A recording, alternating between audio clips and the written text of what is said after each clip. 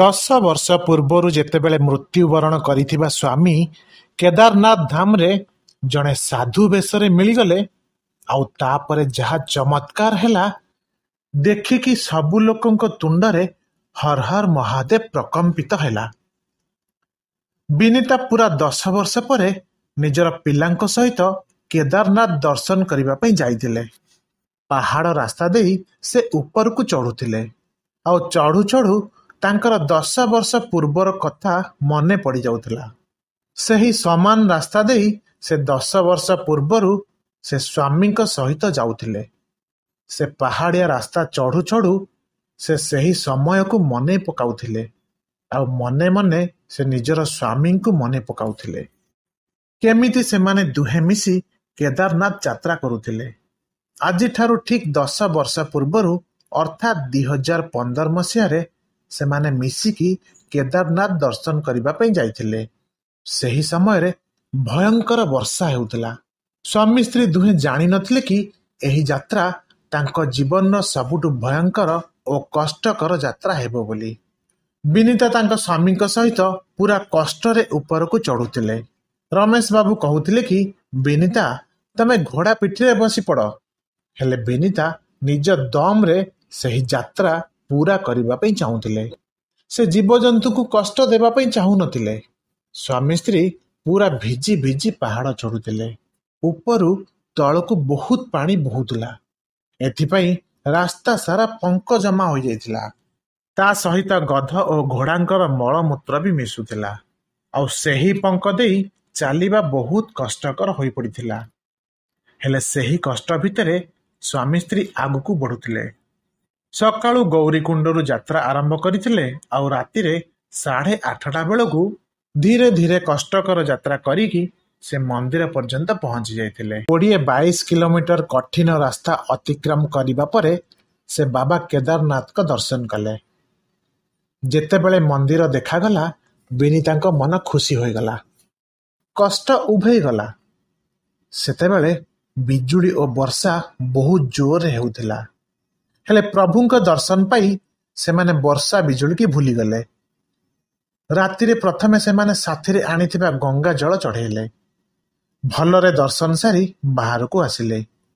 ବାହାରକୁ ଆସିବା ବେଳକୁ ବର୍ଷା କମି ନଥିଲା, ଆଉ ସେମାନେ ମନ୍ଦିର ପାଖରେ ଥିବା ଏକ ଧର୍ମଶାଳାରେ ରହିବା ପାଇଁ ଠିକ୍ କଲେ। ପ୍ରଥମ ମହଲାରେ ଏକ ରୁମ୍ ନେଇ ସେଠାରେ ରାତି କାଟିବା ପାଇଁ ସ୍ଥିର କଲେ। ବାହାରେ ବିଜୁଳି ଘଡ଼ଘଡ଼ି ଜୋରରେ ହେଉଥିଲା, ହେଲେ ପ୍ରଭୁଙ୍କ ଦର୍ଶନ କରିପାରିଥିବାରୁ ମନରେ ଶାନ୍ତି ଥିଲା।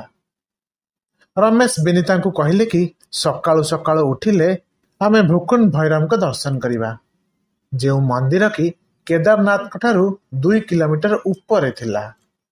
ହେଲେ ସେମାନେ ଜାଣିନଥିଲେ କି ସେମାନଙ୍କ ଜୀବନରେ ଏକ ବଡ଼ ଘଟଣା ଘଟିବା ପାଇଁ ଯାଉଛି। 2005 ଜୁନ ମାସ 17 ତାରିଖ। ବର୍ଷା କମିବାର ନାଁ ନେଉନଥିଲା। ରମେଶ ବାବୁ ଝରକା ଦେଇ ଦେଖୁଥିଲେ କି ମନ୍ଦିର ଦେଇ ପାଣି ବହୁତ ଜୋରରେ ମାଡ଼ି ଆସୁଥିଲା। ଦେଖିକି ସେ ଡରିଗଲେ, କାଳେ କିଛି ଅଘଟଣ ଘଟି ନ ଯାଉ। ରମେଶ ଓ ବିନିତା ସେମାନଙ୍କର 2 ବର୍ଷର ଝିଅକୁ ସେମାନଙ୍କ ବାପା ମାଙ୍କ ପାଖରେ ଛାଡ଼ିକି ଆସିଥିଲେ। କାରଣ ସେମାନେ ଜାଣିଥିଲେ କି ଏଇ ଯାତ୍ରା ବଡ଼ କଠିନ, ଆଉ ଏମିତିରେ ଛୋଟ ପିଲାକୁ ନେବା ବଡ଼ କଷ୍ଟ ହୋଇଥାଏ। ରମେଶ ସେମିତି ଝରକା ଦେଇ ସେ ଭୟଙ୍କର ପାଣିକୁ ଦେଖୁଥିଲେ, ଆଉ କିଛି ସମୟ ପରେ ଶୋଇପଡ଼ିଲେ। ରାତି 2ଟା ବାଜିଥିଲା। ସ୍ୱାମୀ ସ୍ତ୍ରୀ ପୁରା ଗଭୀର ନିଦରେ ଶୋଇଥିଲେ। ଏହି ସମୟରେ ବଡ଼ ପଥର ପଡ଼ିବାର ଶବ୍ଦ ଶୁଭିଲା। ହଠାତ୍ ନିଦ ଭାଙ୍ଗିଗଲା। ସେ ଆସି ଝରକା ଦେଇ ଦେଖିଲେ କି କ'ଣ ହେଲା ବୋଲି, ଆଉ ଯାହା ଦେଖିଲେ ତାଙ୍କର ମୁଣ୍ଡ ଘୂରିଗଲା। ଦେହରୁ ଗମ ଗମ ହୋଇ ଝାଳ ବାହାରିଗଲା। ସେ ଦେଖିଲେ କି ମନ୍ଦିର ଦେଇ ବହୁତ ସାରା ପାଣି ତଳକୁ ବୋହି ଯାଉଛି। ଆଖପାଖରେ ବହୁତ ସାରା ତମ୍ବୁ ଭାଙ୍ଗି ଯାଇଥିଲା, ଆଉ ଚଟାଣ ବି ଭାଙ୍ଗି ଯାଇଥିଲା। ଧର୍ମଶାଳାରେ ବି ଲୋକ ଚିଲ୍ଲଉଥିଲେ କି ଜଲ୍ଦି ଧର୍ମଶାଳା ଖାଲି କର, କାହିଁକି ନା ଧର୍ମଶାଳା ଭାଙ୍ଗିବା ପରିସ୍ଥିତି ହୋଇଯାଇଥିଲା। ରମେଶ ବାବୁ ତୁରନ୍ତ ବିନିତାଙ୍କୁ ଉଠାଇଲେ, ଆଉ କହିଲେ କି ଆମକୁ ତୁରନ୍ତ ଏ ସ୍ଥାନ ଛାଡ଼ିବା ପାଇଁ ପଡ଼ିବ। ଧର୍ମଶାଳାରେ ଅଟକିଥିବା ବହୁତ ସାରା ଲୋକ ହାତ ଧରାଧରି ହୋଇ ମନ୍ଦିର ଆଡ଼କୁ ବାହାରିଲେ। କାହିଁକି ନା ମନ୍ଦିର ମଝି ସ୍ଥାନରେ ପାଣି ନଥିଲା, କିନ୍ତୁ ଅନ୍ୟ ସ୍ଥାନରେ ପାଣି ଖୁବ୍ ଜୋରସୋରରେ ବହୁଥିଲା। ଯଦି ପାଣି ଭିତରେ କେହି ବି ପଡ଼ିଯିବେ ତାହେଲେ ଭାସି ଯିବାର ଭୟ ଥିଲା। ଏମିତି ଭୟଙ୍କର ରୂପ ସେମାନେ କେବେ ବି ତାଙ୍କ ଜୀବନରେ ଦେଖିନଥିଲେ। ସମସ୍ତେ ଭାବୁଥିଲେ କି ଆଜି ବୋଧେ ସେମାନଙ୍କର ଜୀବନର ଶେଷ ଦିନ। ହେଲେ ମନରେ ସେମାନେ ବାବା କେଦାରନାଥକୁ ସୁମରଣା କରି ହର ହର ମହାଦେବ ନାରା ଲଗାଉଥିଲେ। ସମସ୍ତେ ହାତ ଧରାଧରି ହୋଇ ଯାଉଥିଲେ। ହଠାତ୍ ବିନିତାଙ୍କ ହାତ ଖସିଗଲା ଆଉ ସେ ପାଣିରେ ଭାସିଗଲେ। ସ୍ତ୍ରୀଙ୍କୁ ଭାସିଯିବା ଦେଖି ରମେଶ ବାବୁ ପାଗଳ ପ୍ରାୟ ହୋଇଗଲେ। ସେ ପାଣି ଭିତରକୁ ଦୌଡ଼ିଲେ। ଗୋଟିଏ ହାତରେ ଖମ୍ବ ଧରି ଅନ୍ୟ ହାତରେ ବିନିତାଙ୍କୁ ଧରି ପକାଇ ଟାଣି ଆଣିଲେ।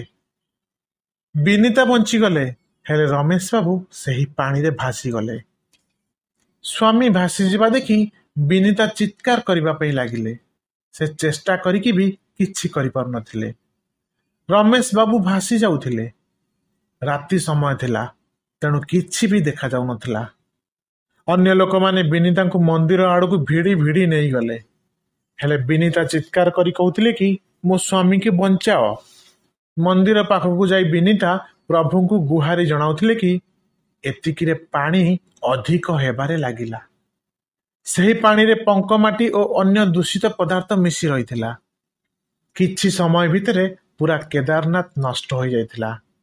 ସବୁ ଲୋକ ବେହୋସ ହୋଇଯାଇଥିଲେ। ବିନିତା ଆଖି ଖୋଲିଲା ବେଳକୁ ସେ ପଙ୍କରେ ପୁରା ବୁଡ଼ି ଯାଇଥିଲେ। ସେଠାରେ ଥିବା ବହୁତ ସାରା ଲୋକ ବି ପଙ୍କରେ ବୁଡ଼ି ଯାଇଥିଲେ। ମନ୍ଦିରର ଅବସ୍ଥା ବି ଖରାପ ହୋଇଯାଇଥିଲା। ସେମାନେ ମନ୍ଦିର ଭିତରେ ଥିବାରୁ ବଞ୍ଚି ଯାଇଥିଲେ। ବାହାରକୁ ଆସି ଦେଖିଲା ବେଳକୁ ସବୁ କିଛି ଧ୍ୱଂସ ହୋଇଯାଇଥିଲା।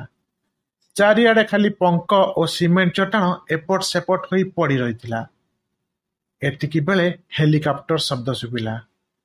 ରମେଶ ବାବୁଙ୍କୁ ବହୁତ ଖୋଜାଖୋଜି କରାଗଲା, ହେଲେ ତାଙ୍କର ପତ୍ତା ମିଳୁନଥିଲା।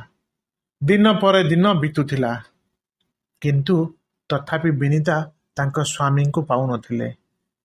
ଉଦ୍ଧାରକାରୀ ଦଳ କହୁଥିଲେ କି ତମେ ତମ ସ୍ୱାମୀଙ୍କୁ ଭୁଲି ଯାଅ, ହେଲେ ବିନିତାଙ୍କ ବିଶ୍ୱାସ ଥିଲା କି ବାବା କେଦାରନାଥ ତାଙ୍କ ସହିତ ଅନ୍ୟାୟ ହେବା ପାଇଁ ଦେବେନି।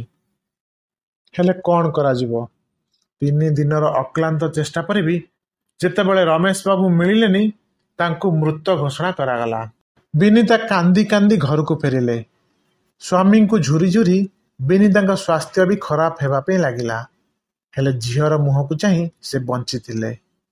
ଧୀରେ ଧୀରେ ସମୟ ବିତୁଥିଲା, ଆଉ ଆଜି ପୁରା 10 ବର୍ଷ ବିତି ଯାଇଥିଲା ସେହି ଘଟଣାକୁ ନେଇ। ଝିଅ ବି ବଡ଼ ହୋଇଯାଇଥିଲା। ଝିଅ ଦିନେ କହିଲେ କି ମା ମୋତେ କେଦାରନାଥ ବୁଲେଇ ନିଅ।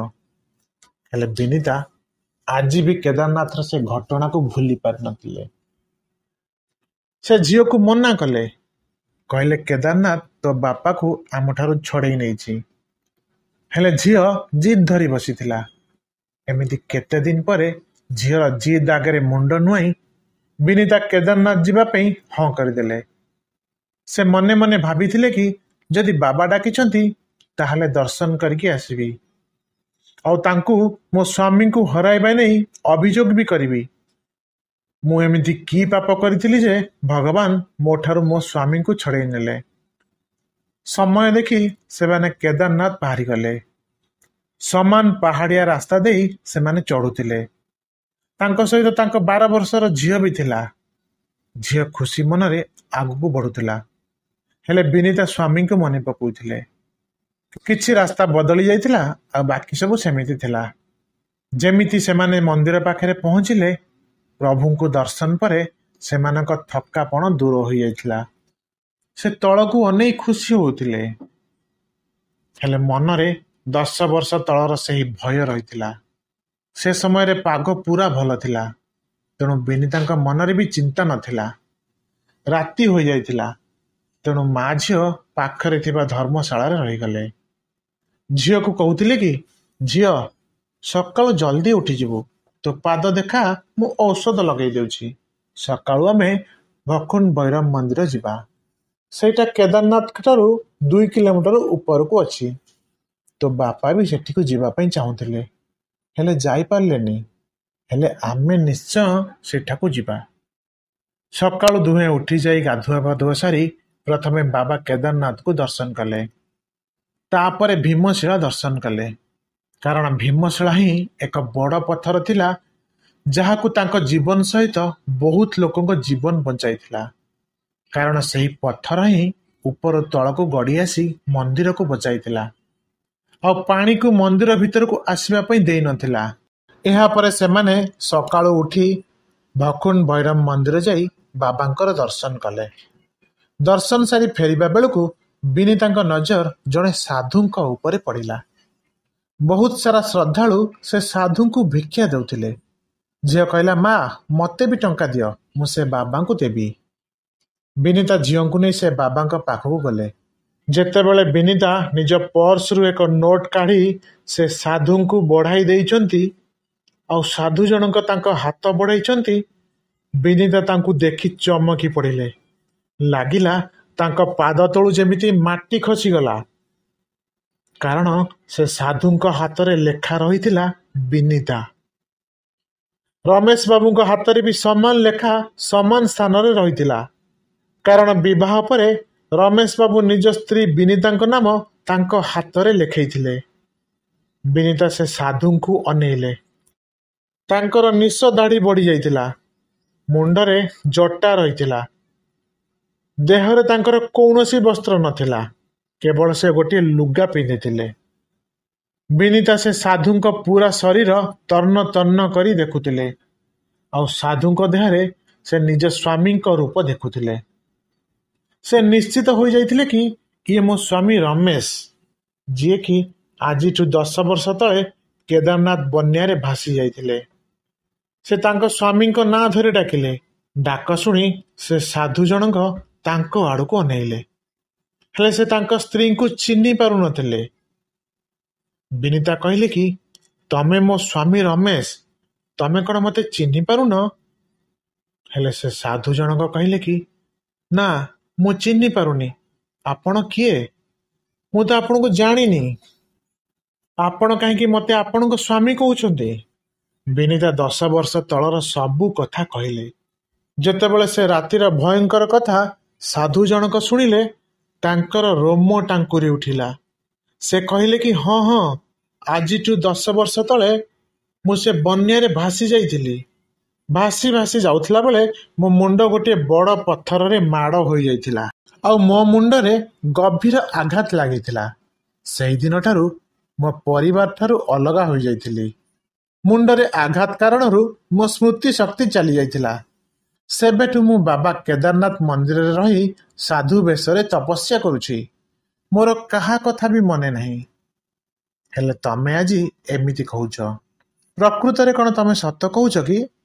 ବିନିତା କାନ୍ଦ କାନ୍ଦ ହୋଇ କହିଲେ କି, ହଁ ହଁ, ମୁଁ ପୁରା ସତ କହୁଛି। ବାବାଙ୍କ ରାଣ ପକେଇ କହୁଛି କି, ତମ ନାଁ ରମେଶ, ମୁଁ ତମ ସ୍ତ୍ରୀ, ଆଉ ଇଏ ହେଉଛି ତମ ଝିଅ। ଏହାପରେ ବିନିତା ନିଜ ମୋବାଇଲ କାଢ଼ି ରମେଶଙ୍କର ସବୁ ଫଟୋ ଦେଖେଇଲେ। ଏବେ ରମେଶ ନିଶ୍ଚିତ ହୋଇଗଲେ କି ତାଙ୍କ ନାଁ ରମେଶ, ସେ 2 ଜଣ ତାଙ୍କ ପତ୍ନୀ ଓ ଝିଅ ବୋଲି। ଏହାପରେ ବିନିତା ତାଙ୍କ ସ୍ୱାମୀଙ୍କୁ କୁଣ୍ଢେଇ ପକେଇଲେ। ରମେଶ ବି ସ୍ତ୍ରୀ ଓ ଝିଅଙ୍କୁ ଜାବୁଡ଼ି ଧରି କାନ୍ଦି ପକେଇଲେ। ବିନିତା ଓ ଝିଅ ବି କାନ୍ଦୁଥିଲେ। ଏ ଦୃଶ୍ୟ ଯେଉଁ ଲୋକ ବି ଦେଖୁଥିଲେ, ସମସ୍ତଙ୍କ ଆଖିରୁ ଲୁହ ବାହାରୁଥିଲା। ପୁରା 10 ବର୍ଷ ପରେ ଛୋଟ ଝିଅକୁ ତାର ବାପା ଓ ଜଣେ ସ୍ତ୍ରୀଙ୍କୁ ତାଙ୍କ ସ୍ୱାମୀ ମିଳିଗଲେ। ଏହାପରେ ବିନିତା ରମେଶକୁ ଘରକୁ ଯିବା ପାଇଁ କହିଲେ। ହେଲେ ରମେଶ ମନା କରିଦେଲେ। କହିଲେ, ଏବେ ମୁଁ ସନ୍ନ୍ୟାସୀ ପାଲଟି ଯାଇଛି, ଆଉ ଏଇଟା ମୋ ଜୀବନ, ଆଉ ବାବା କେଦାରନାଥଙ୍କ ଶରଣରେ ମୁଁ ସବୁବେଳେ ରହିବି। ମୁଁ ତମ ସହିତ ଆସିପାରିବିନି। ଶୁଣିକି ବିନିତାଙ୍କୁ ଜୋରଦାର ଝଟକା ଲାଗିଲା। ଏହି କଥା ରମେଶଙ୍କ ଗୁରୁଙ୍କ କାନରେ ପଡ଼ିଲା। ସେ ଜଣେ ବଡ଼ ତପସ୍ୱୀ ଥିଲେ। ସେ ଆସି ରମେଶକୁ ବୁଝାଇଲେ କି, ତମେ ଏବେ ନିଜ ଘରକୁ ଫେରିପାରିବ, କାରଣ ସେମାନେ ତମ ଅନୁପସ୍ଥିତିରେ ବହୁତ କଷ୍ଟ ସହିଛନ୍ତି। ଏବେ ସେମାନଙ୍କ ଦାୟିତ୍ୱ ତମର। ସେମାନଙ୍କର ଖୁସି ଫେରେଇ ଦିଅ। ହଁ, ପ୍ରତିବର୍ଷ ତମେ କେଦାରନାଥ ନିଶ୍ଚୟ ଆସିବ। ଏହା ବାବାଙ୍କ ଇଚ୍ଛା। ରମେଶ ବିନିତା ଓ ଝିଅଙ୍କୁ ନେଇ ଘରକୁ ଫେରିଲେ। ଫେରିବା ପୂର୍ବରୁ ସମସ୍ତେ ଏକାଠି ହୋଇ ବାବାଙ୍କ ଦର୍ଶନ କଲେ। ତ ଘଟଣା ଏତିକି ଥିଲା। ବାବାଙ୍କ ଇଚ୍ଛା ଥିଲେ ଅସମ୍ଭବ ବି ସମ୍ଭବ ହୋଇପାରେ। ଯଦି ଆପଣ ପ୍ରଭୁଙ୍କୁ ବିଶ୍ୱାସ କରନ୍ତି ତାହେଲେ ଭିଡ଼ିଓକୁ ଲାଇକ୍ କରି କମେଣ୍ଟ ବକ୍ସରେ ହର ହର ମହାଦେବ ଲେଖିଦେବେ। ଆଉ ଭିଡ଼ିଓକୁ ସମସ୍ତଙ୍କ ସହିତ ସେୟାର କରିଦେବେ। ଆମ ଚ୍ୟାନେଲକୁ ସବସ୍କ୍ରାଇବ୍ କରି ବେଲ୍ ଆଇକନ୍କୁ ଅନ୍ କରିଦେବେ। ଆପଣମାନଙ୍କୁ ଅନେକ ଅନେକ ଧନ୍ୟବାଦ।